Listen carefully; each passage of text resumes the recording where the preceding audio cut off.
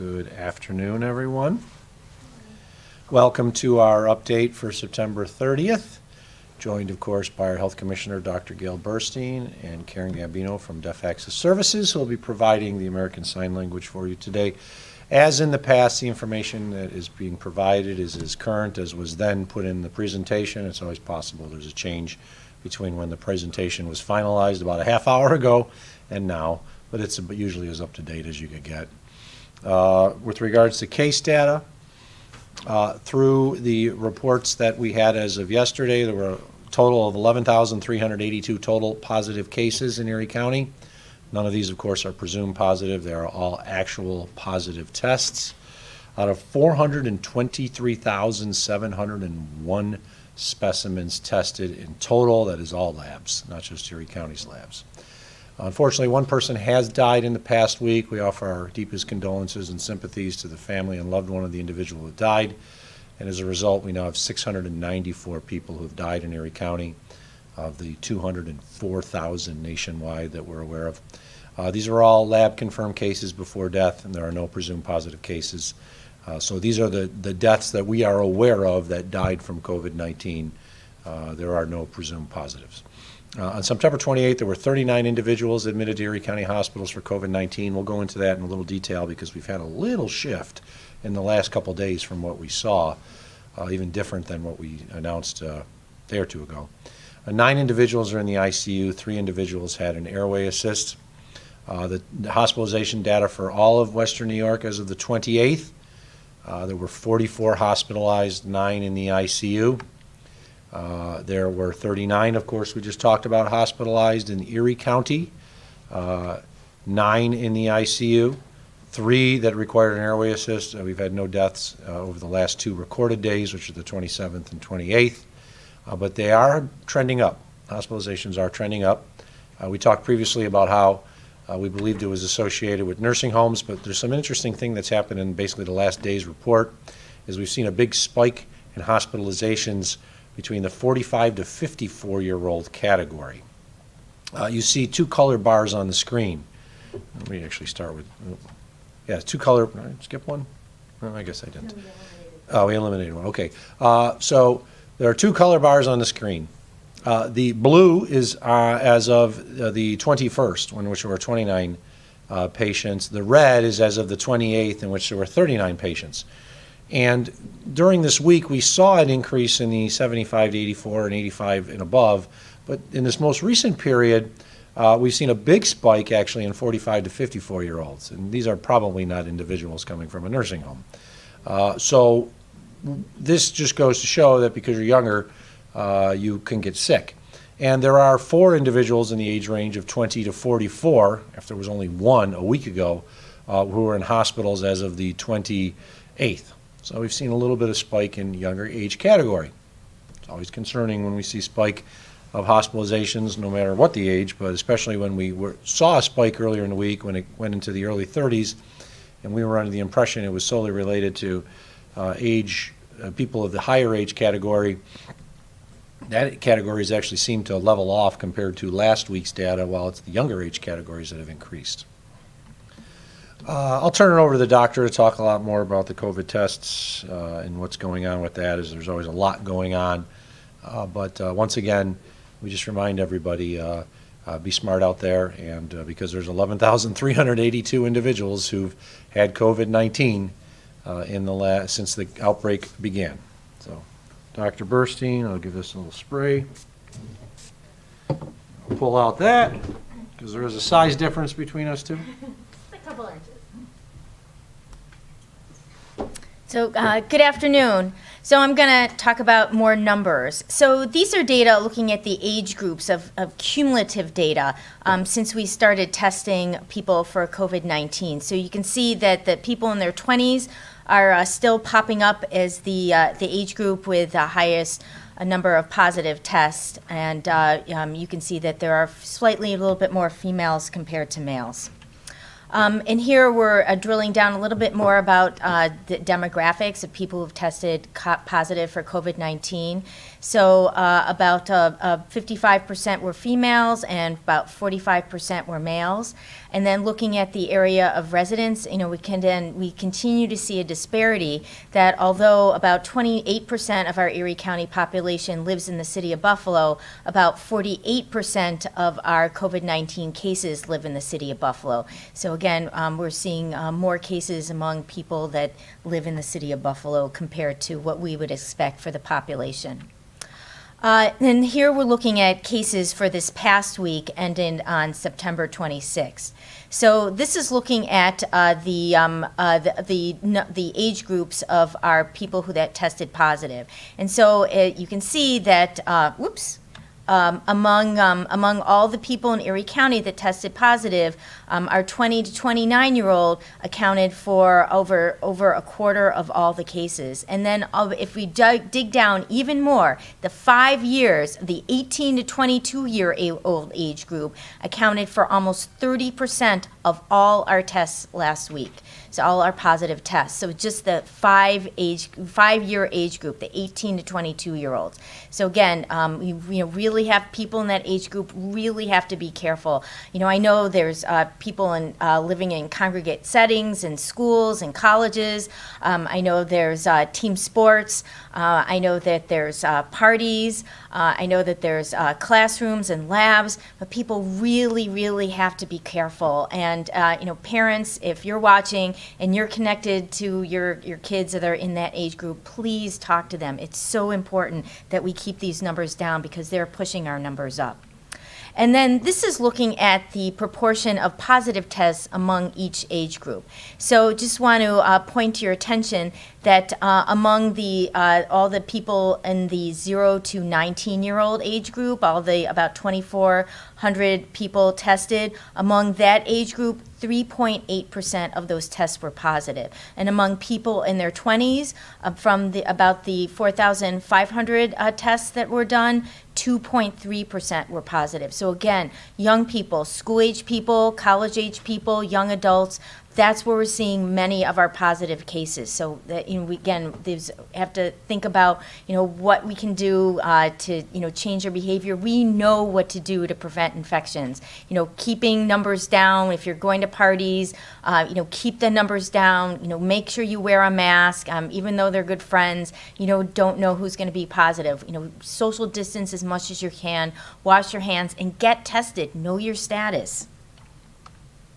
And so here's looking at our proportion of positive tests by week for all of Erie County. And so the good news is that this past week we had a smaller proportion of positive tests. It went from 1.8% to 1.6%. So it's good we're going in the right direction.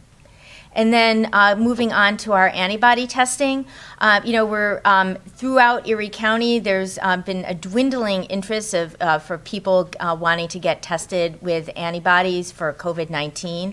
So this past week, ending on September 26th, the 568 tests that were done, 70 were positive. So that's a positivity rate of 12.3%. So, again, still our total county positivity rate is under 10%. So we know that there's a lot of susceptible people out there. So again, if you're curious, you think you could have been infected, you're not sure, we have tests available throughout Erie County, and I will talk about that just now. So moving on to our mortality data, which is very sad. This is looking at the age groups and the gender of our victims of COVID-19 since the beginning through September 28th.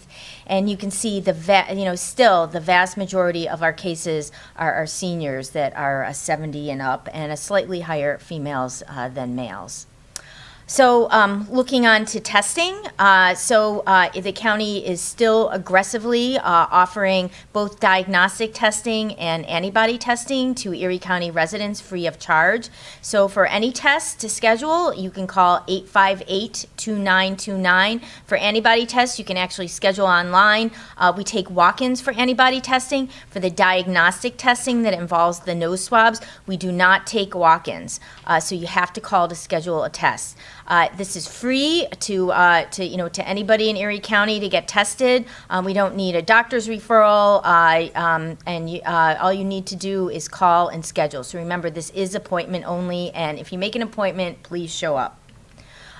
So we are doing diagnostic testing, again, 3 times a week in Williamsville, Orchard Park, and the city of Buffalo. And then we're doing antibody testing. We're moving to once a week schedule now in October. And so our next antibody testing is going to be at the Amberg Senior Center. And then we've started a new service recently. We really want to help kids who are able to be in the classroom, and the teachers that are able to come to school and teach, to get back to school if they have symptoms. So we offered a new service. We are very fortunate that, as I told you earlier, that the New York State Health Department has loaned us 6 ID Now tests. So those are the rapid point of care molecular diagnostic tests. So they're very accurate. They're almost as accurate as the PCR tests, so they're a good, solid test. So, and these results are available in 15 minutes.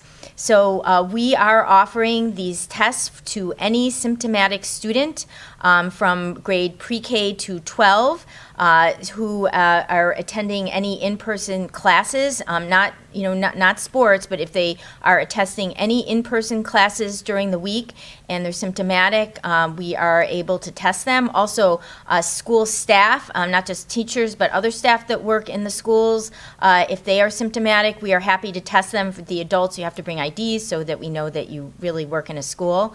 We don't want to test people that are already in quarantine because they can't be in school for 14 days regardless if their test result is positive or negative. And this is just to get people back into school if they don't have COVID-19. So we're offering this every day. There's going to be, of the 6 machines, there'll be 2 in each parts of the county. So there'll be 2 in the north towns, 2 in a central location, and 2 in the south towns. We're doing this Monday through Friday in the mornings. And so to call, you would schedule through our hotline again at 858-2929. So you can imagine that this is a hot service. There are many parents calling to get their kids scheduled. So it's really on a first come, first served basis. We book up to 2 days in advance. If it's going to be, you can't get a test for 3 days, you might as well just get a regular PCR test. So we are trying as hard as we can to get as many kids tested as we can and staff and get them back into school. And we're doing about 100 tests a day, so that's about 500 tests a week through the ID Now. Just a little bit about the ID Now test that we feel more comfortable with it. So here is a picture of what the ID Now test machine looks like. So it's about the size of a large toaster. It's 1 foot by 1 foot by 1 foot approximately. So the swabber would collect the nasopharyngeal specimen and then put it in the machine and twirl it around, and results are ready in 15 minutes. So it's very, very convenient. And then we do have testing available throughout Erie County, not just the Erie County Health Department, the New York State Health Department, and then our urgent care centers, some pharmacies, primary care providers. So we have all this information on our Erie County website at erie.gov/COVID test sites. So if one of our test sites don't work out for you because of timing or whatever, please go to this site and look to see where you can get tested. So, and then we are still looking at doing inspections in bars and restaurants, making sure that they're complying with the governor's executive orders. So if you were suspicious that a restaurant or a bar may not be in compliance, you can give us a call at our environmental health at 716-961-6800, or go to our Erie County Health Department website and file a complaint. Also, you can go to the New York State compliance line at 833-208-4160, or you can text them at 855-904-5036. And then any other type of businesses besides a bar or restaurant, you can contact New York State PAWS at 833-789-0470, or they have an online form, or you can go to your locals, the municipal building inspector of your town, village, or city, and provide and give that complaint and let them know what's up. So, do you want me to take this, or you want to take this? Okay.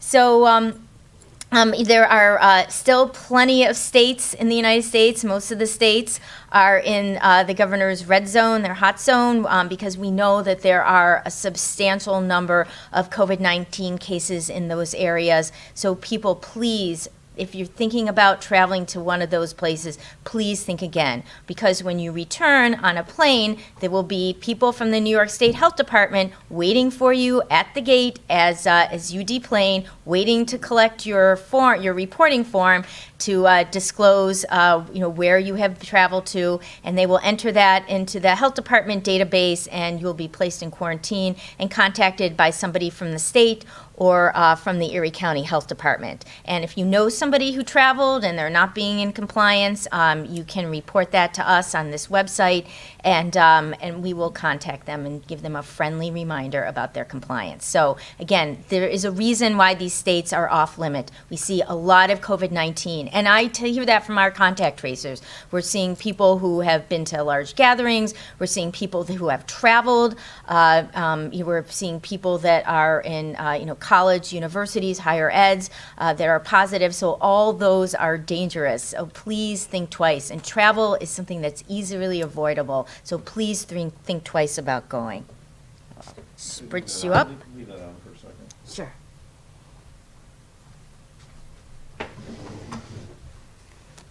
What's interesting about the Joint Travel Advisory, it's New York, New Jersey, and Connecticut, and New Jersey is one of the red states. So the New Jersey governor had to admit that, yes, we have an increased number, and they put themselves on the list.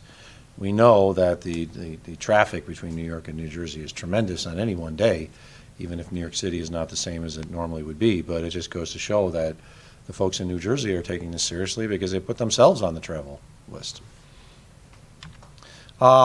We've been doing a lot behind the scenes, as you know, and there's other things that we've announced publicly with regards to the response to COVID-19. Earlier today, I was on a conference call, a national conference call, with over 300 reporters, with a number of organizations, as there's more than 250 organizations that came together and announced today, as we announced, the COVID Relief Now Coalition. And I was honored to be the representative from the National Association of Counties. But today, myself, along with a representative from U.S. Travel, National League of Cities, the City of Savannah, International Franchise Association, National Governors Association, we're basically saying to our friends in Washington, you got to get a deal done between the President, the Senate, and the House. Everyone is suffering. Businesses are suffering. Not-for-profits are suffering. Governments are suffering. The travel industry as a whole is suffering. So there's more than 250 organizations that have joined the COVID Relief Now Coalition. We're not political. There are organizations that would never normally get themselves involved in a political thing, but this is not political. This is about governing. This is about providing services. This is about ensuring that businesses are not destroyed. So I was honored to be the only representative of county governments nationwide to be on this call, in which we called on the President, the Senate, and the House to come back from recess and get a deal done, and get it done now. We can't wait until 2021. We need a deal now. We need a deal when it pertains to local governments. We need a deal when it pertains to state governments. We need a deal when it comes to the business community. And I'm hoping they hear the message. There's been a discussion that Speaker Pelosi and Secretary Mnuchin were talking again today. And there's some compromising going on. But we cannot wait to hope that it happens. We need it to happen.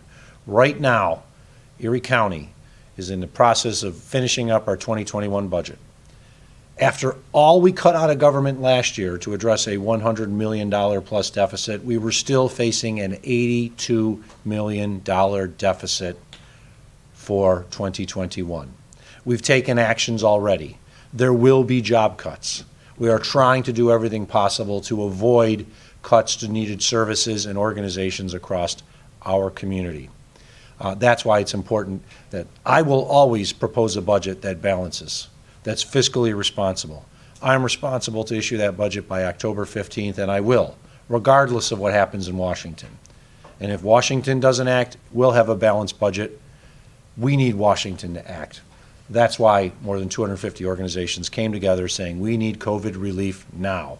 A coalition that normally would never stand together, but we stand together today to address the issues that we all face. And as part of what we've seen in our community, we've had to act to address. That's why the Live Well Erie CARES Act child care funding programs do exist. We've talked about these recently. We want people to understand that if you make up to 85% of the state median income, you can qualify for child care assistance through Erie County. We put more than $7 million in additional assistance. 85% of the state median income, that just sounds like some crazy number. If you have a family of 4, you can make up to $85,000 and still qualify for assistance. We put up to $14 million to create 71 virtual learning centers, which are 71 child care centers in which individuals will help the students deal with their virtual learning in all 28 school districts. And we've put up to $4 million in direct support to child care agencies to help them during their time of need. This is just one way using the CARES Act that we've been able to provide assistance to our community. And I want to thank Senator Schumer, Senator Gillibrand for being strong advocates of the CARES Act, as well as a next round of funding, and Congressman Higgins for being a strong advocate of another round of funding and getting the CARES Act fund through and then approving the HEROES Act. We need leaders like that who are out there supporting these programs. Oops, I think I missed something. Oop, seem to be missing something. Oh well. Where'd it go? We lost one. We deleted one we weren't supposed to, and that is tomorrow. Tomorrow, October 1st, is the first day that people can apply for the rental and mortgage assistance that we announced earlier this week. I don't know where it went on the screen. We lost it. I don't know how it got deleted.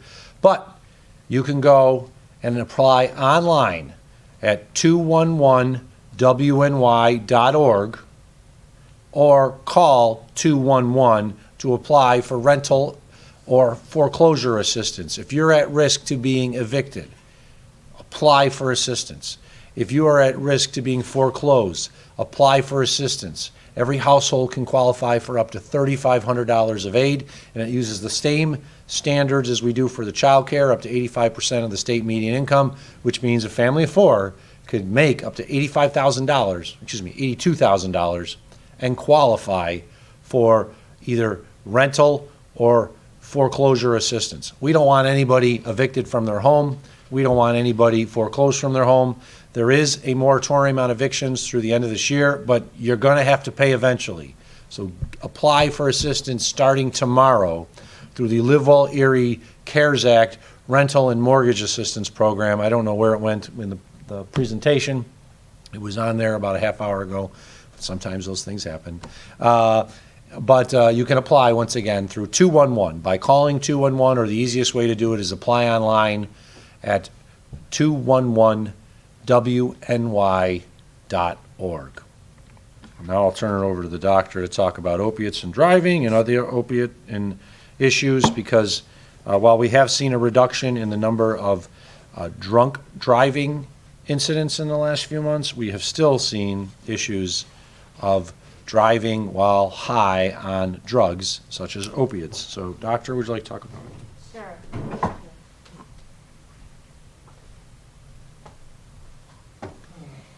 Thanks. So it's very sad. In the past few weeks, we've had several deaths that were motor vehicle related, and several serious car accidents that where the driver was intoxicated with opioids. So, I don't know what I can say to change people's minds that decide to do this. However, I want to reach out to passengers. So when you get in the car and somebody else is driving, please know what they have on board. Please, if, be aware if they've used anything, if they've, smoked anything or snorted anything. I mean, you're taking your own life in your hands. So, please, think twice about getting in a car with somebody who has used any substances. Even if they think, even if they think they've used a stimulant like cocaine, which a lot of people think is a party drug, we know that almost all the cocaine in the county is laced with fentanyl. And so when people think that they're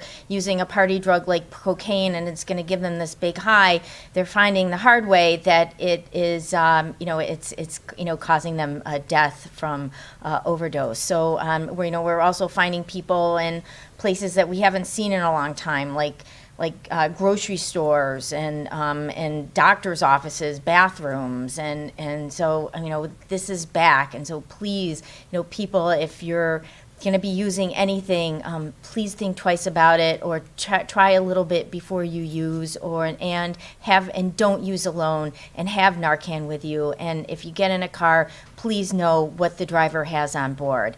It's just not worth it to take that risk. And then in the Erie County Health Department, we are still very aggressive about making sure that everybody who needs Narcan can get Narcan. This pandemic is not standing in our way from trying to save lives.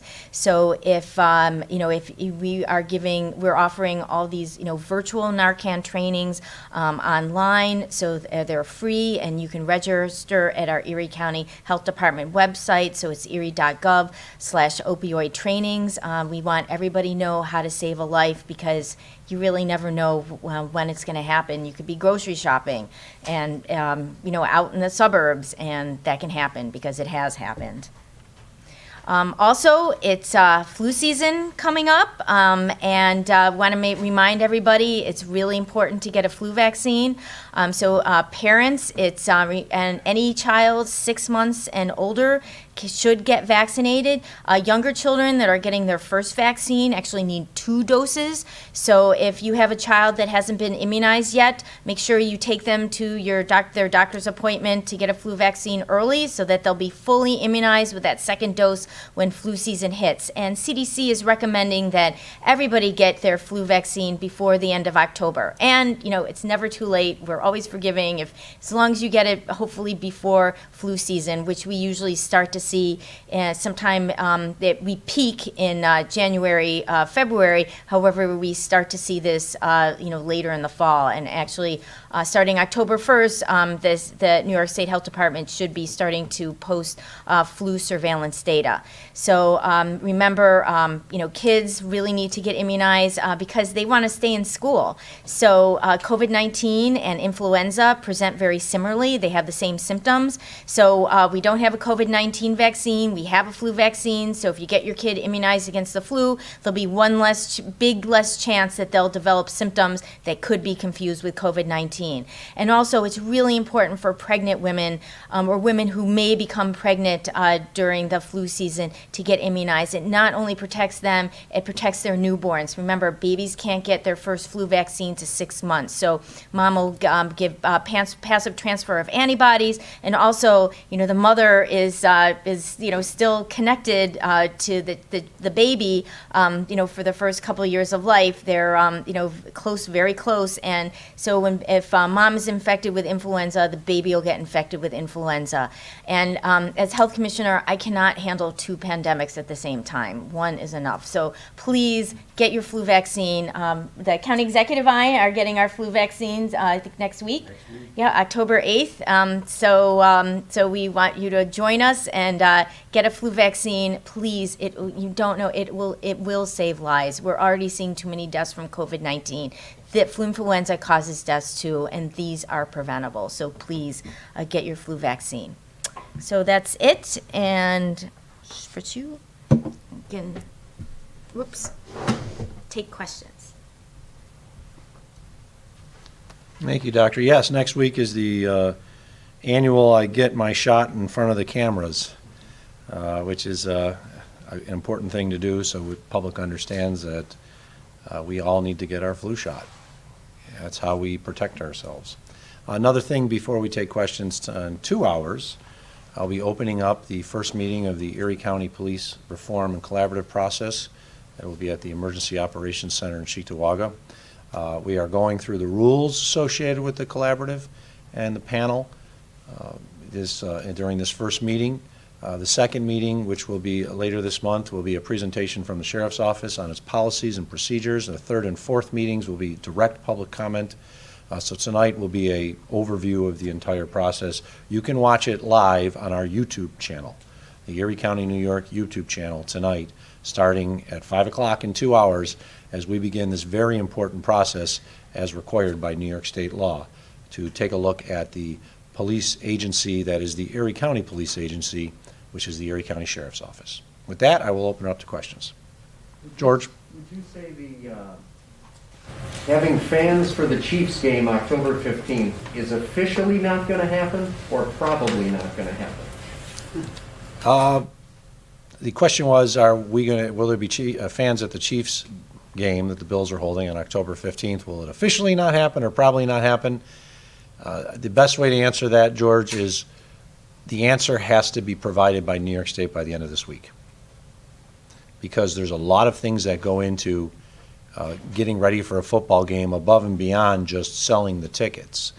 There's security guards that have to be acquired. There's concessions that people have to be hired and brought in. There's food supplies for concessions, which is a whole nother issue with regards to safely providing the concessions. So after my conversations with the Bills and what I expressed to New York State is we need an answer by the end of the week. We believe that, and the county believes that we could safely get in 7,000 when you take into account the other individuals that are required on game day. I did have a conversation with New York State yesterday. It was a good conversation, but as I've said, or for those who've asked me and seen me in the last 24 hours, how'd it go? Are we going to have fans? And the answer was there's no definition or no definitive answer from New York State at this point. And we need to have an answer by the end of this week, one way or another. Eileen, you were next. The governor said he is going to come and take a visit at the stadium. He didn't say when. Obviously, will you be a part of that? And what is he looking for? It's more of the movement of people throughout this facility? The question was in regards to the governor said he's going to come and visit the stadium. He said some other things about the state having engineers. I mean, we've got the architectural renderings for the stadium upstairs in our Department of Public Works. They are huge. They're big. Think about a facility that big, and you have to have all the architectural renderings that we keep for all of our buildings. The governor's coming, and I heard he was coming. I will certainly glad to give him a tour. I mean, he's been to the stadium before. I don't know if he's ever done the tour to see exactly like how flow of people comes in and out.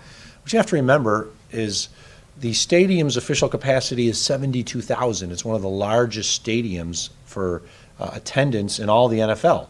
Most of the NFL is between 52 and 55,000. So if there's 16 or 17,000 that are going safely, as they say, elsewhere in a stadium that holds 52,000, we believe we can do 10% safely. I'll be glad to join the governor. I know our engineers in the Erie County Department of Public Works, Buildings and Grounds will be glad to join the governor and talk over with the engineers from New York State, because we know that facility in and out. We are constantly working on that facility.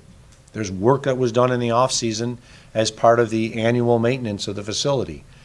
We will show the governor the process. As I said, it's the issues that we had concerns with in the Bill's original plan when they wanted to bring in 17,000 was there was going to be no timed entry and exit. There needs to be timed entry and exit. You have to be able to control the flow through the gates. There were issues associated with tailgating we were always concerned about. It's my understanding of the Bill's latest proposal, and we agree, there would be no tailgating. You would drive, you would park your vehicle, you'd have to leave and go into the stadium. You couldn't sit there and tailgate.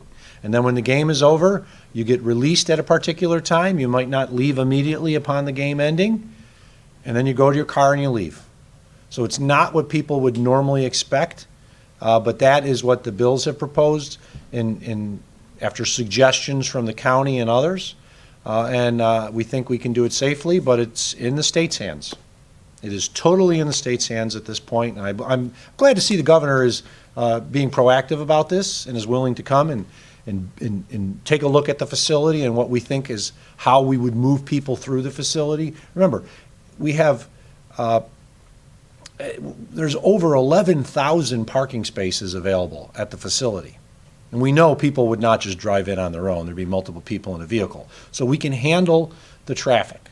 We can handle the pulling into the lots. We can handle the walking in and doing it safely because there's multiple gates. You would be assigned a gate. You would be assigned that you have to come into that gate at, let's use a 1 o'clock game on Sunday as an example, at 12:15. Even if you normally would not walk in till 12:50, you have to come in at that time. So we think it can be done safely. The rows around the football stadium are blocked off. We've seen that because we've watched the games. So it's not like fans will be in the first row. I believe it's the first 10 rows that are blocked off. I think if you keep the number down to a lower number, you still give some of the fans an opportunity to attend the game, but you do it in a safe manner, and they're there to attend the game. There will be no pregame partying like you often see where people start arriving at 7 o'clock in the morning, party till game time. They'd arrive at a particular time when the lots open, and then they'd have to get out of their cars and go in. So you said, Mark, you'd have to know by Friday. Probably. Do you realistically think, just with the way things work in government and what have you, if the governor could get out here Thursday or Friday, say you come on Friday, on your deadline day, would that be enough notice for you to be able to turn things around for October 15th? The question was if the decision was made by Friday, would that be enough notice to turn things around? I believe it would be enough notice for the county. I think it would be enough notice for the Bills. I'd leave it up to them to answer that question. But the county would have to hire, well, we have hired, we just haven't used them. There's part-time sheriffs that are used. There's full-time sheriffs. They'd have to set up the sheriff's detail. They'd have to set up the public works detail. We'd have to set up the emergency services and health department detail that's always in the stadium. There's minor details right now. I mean, like less than handful. Normally we might have between emergency services and the health department like 15 people working on a game day. Now it's only 2 because there's no reason for this mass amount. We believe from the county's end we could do it. Based on my conversations with the Bills, they were really needing to have the answer by the end of this week as well because they have to sell tickets, identify who has the first right to purchase the tickets, hire concessionaires, hire security. There's a security firm they work with, but they're going to have to identify the individuals who would be there for the Thursday night game. So if we got an answer by Friday, I know we could do it on the county's end. I think they could do it on the Bills' end, but I'd leave it up to them to answer that question. There's a question in the back. You mentioned no tailgating in Bill's own lots. Can you say then definitely there would be no tailgating in private lots in Orchard Park? Well, the town of Orchard Park would have to issue a permit, and they've agreed that if there's no tailgating in the main lots, there'd be no tailgating in private lots because you wouldn't have a permit. It's part of the conversations I had with New York State yesterday is to tailgate in the private lots, they have to have a permit. I mean, we've seen it. People own their house, and they turn their house into a private lot, but if they have a number of cars, they actually have to have a porta potty there. It's kind of strange seeing a porta potty sitting in someone's front yard, but they have to do it for the health code and the rules. So if there's no tailgating, the town of Orchard Park has agreed, and they would not issue permits for private lots. So if somebody decided to have a house party, once again, we can't stop a house party, but if they're going to start pulling cars in and charging, that would be illegal. There's a difference between having a house party with friends and family and I'm going to charge you $10 to park on my lawn or park in my private lot so that you can tailgate. So, sorry, just for clarity, based on the current plans that you've discussed with the Bills and the states, there will be no tailgating on October 15th. If there's a game, there would be no tailgating, yes. That doesn't mean a private lot might not be able to actually work. We're not preventing private lots from actually going into business, so to speak. But there would be no tailgating on those lots. It would be part of the permit process from the town of Orchard Park. Yes? Off the top of your head, do you know how many entry and exit points there are at the stadium so that we can get an idea of how many people could go to a specific I spot? believe there's 4 gates that are directly, I could be wrong. I'm thinking of it now. 1, 2, 3, 4. I think there's 4 direct gates that I know are for public. There's a 5th gate that I know that's available for the media, for those that are game day staff. If it's 5 for the public, it might be. I'm actually visualizing the stadium in my head right now. I know there's at least 4. There could be a fifth. I know there's another one, but it's not for the general public. Sandra? Just changing the subject slightly. You guys said that for the 18 to 22-year-olds, 30% of all the folks tested fell into that age group. I'm wondering if you guys suspect that those are college-age students, especially in light of the fact that UB has had a whole bunch of their student athletes test positive and had to suspend a number of their sports programs? The question was, based on the percentage of the last week having tested positive in the 18 to 22% category, do we believe that those are college-age students or college-enrolled students, and a good portion of them are. I've spoken to both President Satish Tripathi from the University of Buffalo as well as the athletic director, Mark Allnett. We've had good conversations. They're very worried. They do not want to see their school shut down. Nevertheless, the sports not being able to be held when they're allowed, because the Mid-American Conference is moving ahead with college football in November. But if you're above a 5% threshold under the Mid-America Conference guidelines, which we received, you can't do anything. You've got to shut down the actual sport. And that's what's happened to football and women's volleyball right now, is they've both been shut down. They can't practice, they can't meet until they get their level below 5%. And it's my understanding the football team is around 18%, and the women's volleyball team is somewhere around a third. So we are concerned about the continued spread in the 18 to 22-year-old category. What I've heard and read about from some of the players, especially on the football team, is they're taking this. They're not happy that some of their other players have tested positive, because they know their entire football season could be put at risk. It's very similar to what you saw in baseball, I think, in which early on you had the Miami Marlins and the St. Louis Cardinals outbreak, and then the rest of the baseball teams were like, if we want to play, we better keep stuck in our bubbles. We're worried about the college students, because for the last few weeks they've made up a greater percentage of the overall positives. We saw the numbers that were on the screen, and I'll go back.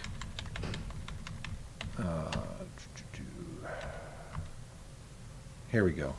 And I'll turn it over to Dr. Burstein, but the positivity rate in the younger age categories, 0 to 19 was 3.8%, to 20 to 29 was 2.3%, and then you see the other ones are really closer to 1 or below 1. So our higher number, our 1.6, is truly being driven by those in the college age categories. We do know that the numbers in the 0 to 17 are a little higher than we'd like, but not astronomical. And when it's above 22, it's still a little higher, but it's not horrible. But it's the college age students. And I'll let Dr. Burstein add any more. But yeah, I mean, we've been in contact with the colleges. There's more than one college, university that has positive cases on their campus. So the best way to handle that is, I don't know why I take my glasses out when I'm trying to put my mask on, but I think I'm getting old. The best thing to do is to be able to somehow control that spread. Thank you. So we have been working with the higher eds and the school districts to make sure that these outbreaks are in control. So we have a really good rapport with all the higher eds, really good communication. Especially UB has been a great partner, helping us get information with these sports teams outbreaks, and they've been doing a great job in making sure that everybody's who needs to be in isolation and quarantine is in isolation and quarantine, and they're doing regular follow-up testing of those team members who initially tested negative. They're going to test them again to make sure that they're staying negative and there hasn't been additional transmission within the team. So they're being really good partners. However, this age group is contributing substantially to a number of positive cases. And as the county executive mentioned, they really have contributed to a significant proportion of all our positive tests. Where just that 5-year age group, the 18 to 22, accounted for almost 30% of our positive tests. So, we know how you get infected, you know how you prevent it, and we've been working with the higher eds and the school districts to make sure that we keep our numbers down as low as we can, given the situation. Well, while you're up there, can you just address a little bit the rapid testing that they would do in schools? How exactly would that work? If there's a student who might have symptoms, how would, would they be referred to by school personnel, or how would they go about accessing one of the rapid tests before, being, quarantined for 14 days on suspicion of positivity? Right. So, and anybody who has symptoms consistent with COVID-19, which is pretty much anything, among students or staff, are not allowed to return to the schools unless they have a negative COVID-19 test, or they've been evaluated by their healthcare provider and determined, there's another source of whatever symptoms that they have, or they've decided not to test and they just stay in isolation for 10 days, and that 10 days has passed. So if what we are recommending, if a student develops symptoms with COVID-19, that they talk to their healthcare provider, their primary care provider, for them to assess what's going on. I mean, the medical home should be involved, and probably over 95% of the time, the healthcare provider is going to say, I can't say it isn't COVID-19, so you better get a test. And then if those individuals meet our criteria, they're symptomatic, they attend in-person classes at least once a week, and they're not already in quarantine, if they call our hotline at 858-2929, and we have space for our ID Now testing, we will schedule them for a test. Again, we're able to do about 100 tests throughout the county a day. Each test takes about 15 minutes, so we can't hurry it up. I mean, we have no control over making that 15 minutes any shorter. So if they test negative, we will give them documentation that they did test negative, and they can take that back to school. If they test positive, then that data will be entered into the New York State surveillance system, the ECLAIRS, the Electronic Clinical Laboratory Reporting System, and our contact tracers will start to conduct a case investigation with that individual, and that student or staff person will be placed in isolation, and will get information about their close contacts, which is usually family members, and then about their contacts in the school. We actually have an EPI team within our EPI office that's devoted just to school-based investigations. And so they have a great rapport with all the school districts and the higher eds, and they get information of who's in the classroom, how long the classes last, and determine from that if who needs to be in quarantine. That answer your question? Yes, thank you. Commissioner, I was wondering about the number, you mentioned about still the heavy amount of cases coming in the city. How are you working along with the district as they kind of continue to map out their plan? I know they're remote learning now, but how much that's going to gauge a difference in them after returning? Well, I mean, that's, really up to the Buffalo Public School District to decide that. I mean, the New York Forward has all the recommendations of what needs to be in place for them to open. Our testing service is available to, any student that, or staff that attends in-person, school, either for classes or for teaching. So it's, it's really up to the Buffalo Public Schools. We don't have a say in that. Going back to college students, Halloween is a month away. How big of a concern are Halloween parties? And then do you have any guidance for families on trick-or-treating or things like that? So the question is, what about Halloween?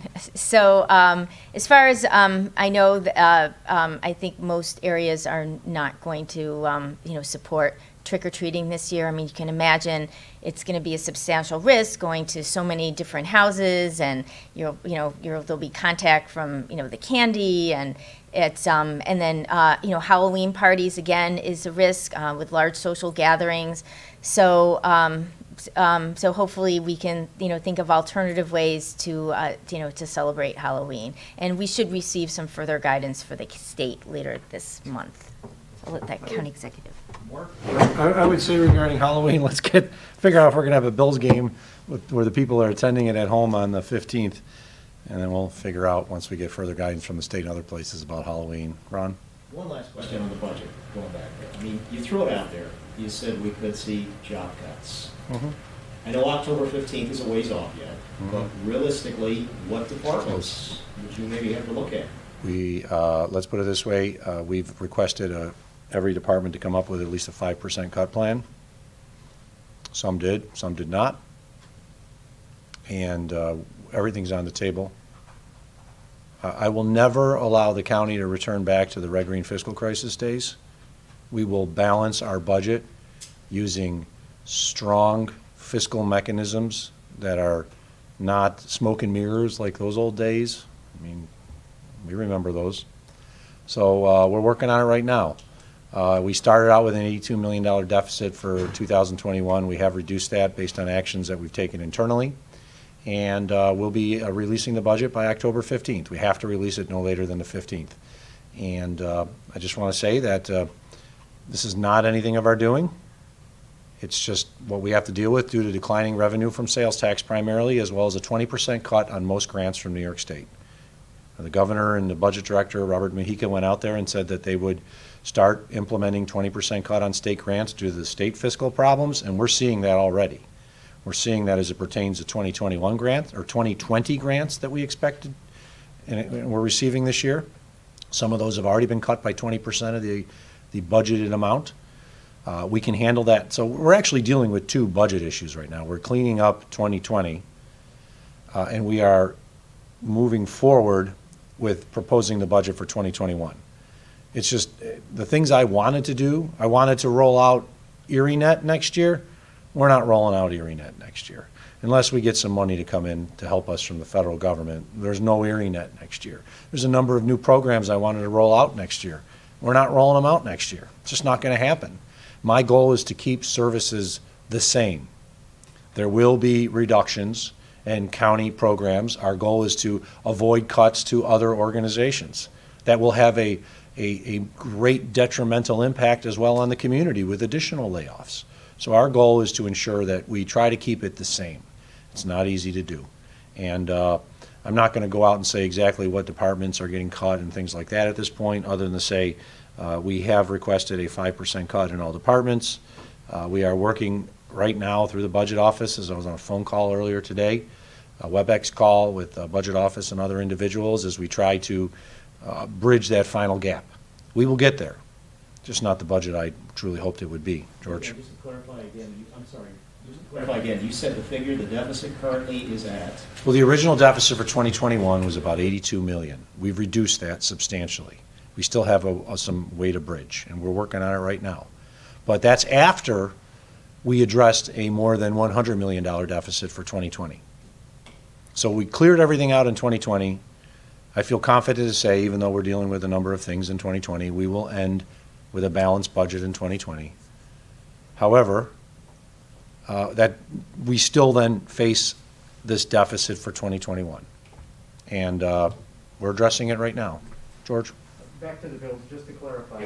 If a game actually happens October 15th, and if fans are allowed, tailgating would not be allowed, but you can, a nearby home could pay to park on their front lawn as long as they don't hang out.